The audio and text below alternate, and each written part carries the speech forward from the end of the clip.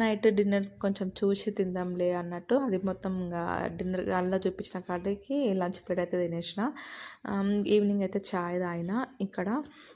ఇంకా నైట్ అనేది ఏం తీసుకోలేదు అనుకుంటా, బనానా తిన్నా అంతే. నైట్కి వచ్చేసి ఇంకేం తినాలనిపించలేదు, ఫుల్ టైట్గా ఉంది కడుపు అయితే.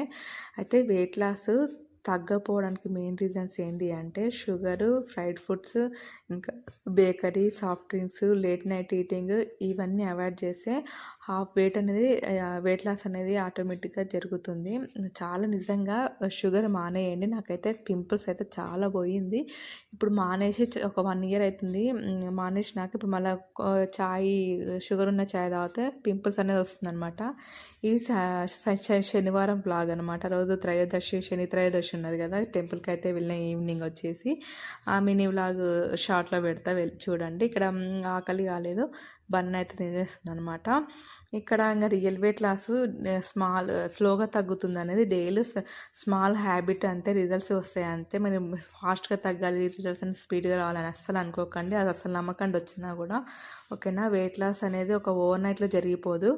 ఇంకా స్కేల్లో నెంబర్ తగ్గ